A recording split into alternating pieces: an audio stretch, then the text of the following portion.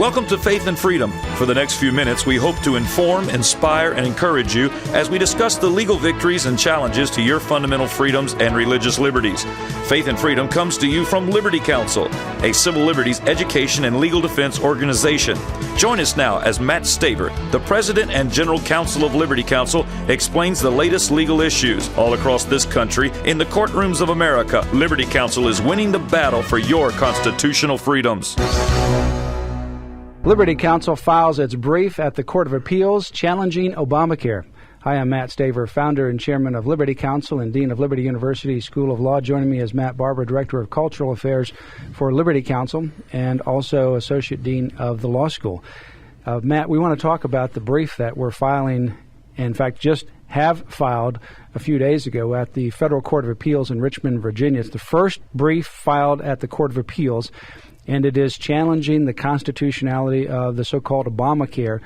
The government will now have about 30 days in which to respond. We'll file a reply, and then sometime after that, this year, we will have oral argument, and later, by the end of the summer, I would think, we'll have a decision from the Court of Appeals. Yeah, it's exciting. It's on the fast track. We have moved into the Fourth Circuit Court of Appeals, and as we've mentioned here before on Faith and Freedom, Liberty Counsel's case representing Liberty University and some other individual clients may very well be the case that the Supreme Court takes a look at in deciding the constitutionality of Obamacare. You know, the interesting thing is that the federal government has waited a long time to appeal the decision in the Commonwealth of Virginia case filed by the Attorney General Ken Cuccinelli. That decision came down in early December of 2010, and they've waited nearly 2 months before filing their notice of appeal. So our case has been progressing. Ours was decided at the end of November. We filed the appeal the very next day. We already have our briefing schedule. On January 17, we filed our initial brief.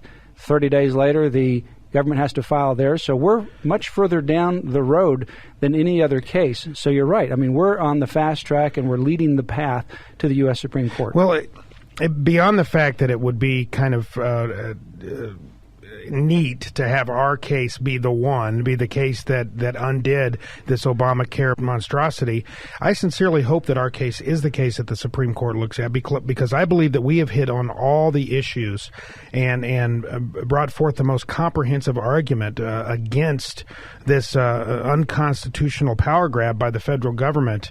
But, you know, Matt, something interesting to me, I think we're starting to see a little bit with the White House that they're recognizing that they may be in a little bit of trouble with this thing. They're now trying to reach across party lines to compromise with Republicans to see how they can work to improve Obamacare. I hope that conservatives and Republicans don't bite.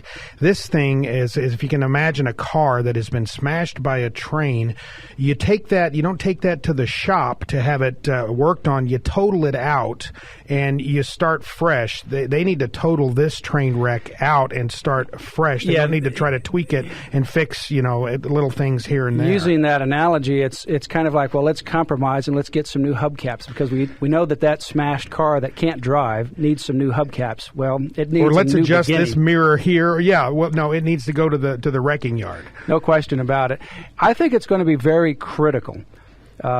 Let's talk about the political matter, and then let's circle back around to the legal. But I think that it's going to be very critical for Republicans going forward to be able to frame this debate on health care correctly and not allow the liberal Democrats that push this socialist piece of legislation through, including President Obama, to actually spin this debate. Because what they're saying is, well, we can compromise on a few things, maybe on the 1099 form for some businesses and so forth. Well, the fact of the matter is, this thing needs to be gutted, and you need to start all over again, because it is flawed from the get-go. Maybe there's a couple of things in there that would be acceptable to a wide variety of people, but clearly the mandate has to go. And with the mandate going, the individual and the employer mandate, if that does go, then the rest of it is like a ship at sea with no engine. It is floundering. Yeah. So the Democrats are not going to want to take out the mandate, and yet that is the core of this issue. I just wrote an article for The Liberator that says that this issue regarding health care, while it deals with health care, it also really affects the broader perspective, and that is, what is the role of government in the private decisions of our lives? Yeah, and that is the gross overreach here. How can the government compel you affirmatively to purchase a good or service? This is unprecedented. They cannot do that. They cannot do that from a legal standpoint. Matt, quickly, you mentioned the Democrats trying to redefine this debate. Republicans cannot let them do that. And so far, so good. Democrats in the past have really had a better handle on propaganda, if you will, on rhetoric than Republicans, because Republicans tend to, at least conservatives, tend to be more direct and more honest in how they represent things, look at things from an analytical standpoint, and just call it what it is. Whereas liberals cannot tell you the truth about their policies or what they believe, because if they do, they know the American people will reject it. So they take some gross overreach and call it, the no kicking fuzzy puppies bill or something. Well, in this case, Republicans have at least appropriately named the bill that they're working on and repealing. They're calling it the Repealing the Job-Killing Health Care Law Act. And I think that's a great description of what this thing is. It's a job-killing health care law act. It is. The two things on this particular bill that are unprecedented, and these are the big aspects of this bill, are the mandates, the individual mandate and the employer mandate. On the individual mandate, we have never in the history of America allowed the federal government to expand its authority to the point of telling every single person, you must buy this particular product, not that product. You may want the product B, but no, you've got to buy product A. And even though you don't want product A or B, you still have to buy our particular product. Mm-hmm. Never and before have we had that happen. And then in the area of the employer mandate, there is some regulation that is obviously already in place if the employer chooses, and I use that word underlined, chooses to give health insurance to its employees. Mm-hmm. But there's never been in the history of America the government telling employers, you must give insurance to your employees and you must give this particular kind of insurance to your employees. That's unprecedented as well.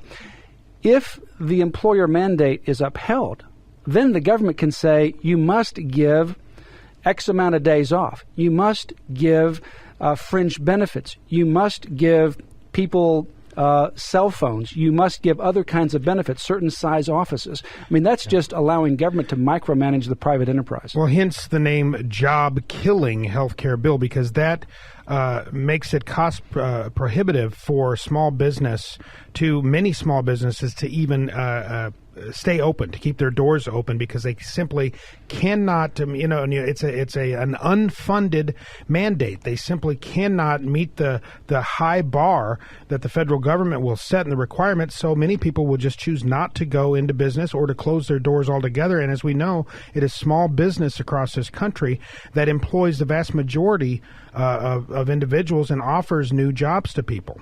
That's right. So this particular bill now, this law is periodically going into effect. It ultimately finally goes into effect January 1 of 2014. But in the meantime, it's going into effect. Some taxes are being imposed, and there's a lot of taxes that will be imposed before there's any benefits that are ever realized from that.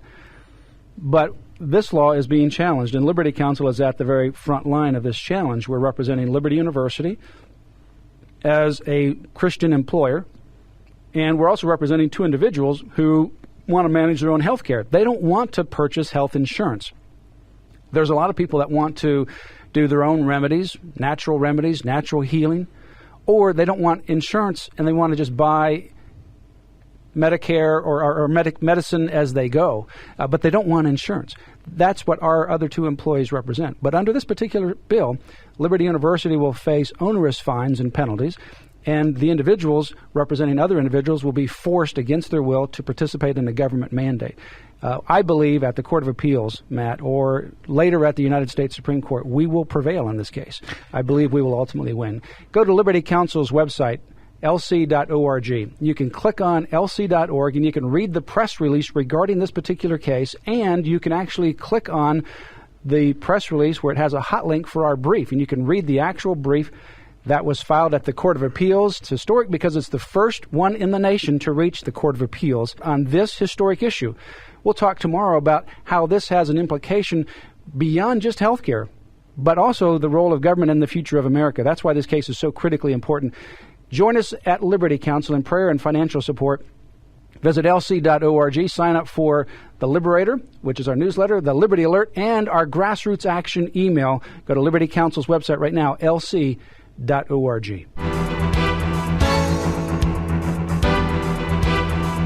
You have been listening to Matt Staver of Liberty Counsel. Our hope is to encourage and inspire you to stand up for your faith, family, and freedoms. We can accomplish a lot when we work together. Get informed and get involved today. Sign up for our free monthly newsletter, The Liberator. We will send it out to you free of charge. Stay informed with our Liberty Alert email update. Just click on the website at www.lc.org or call us at 1-800-671-1776. Tune in next time to learn more about your rights right here on Faith and Freedom.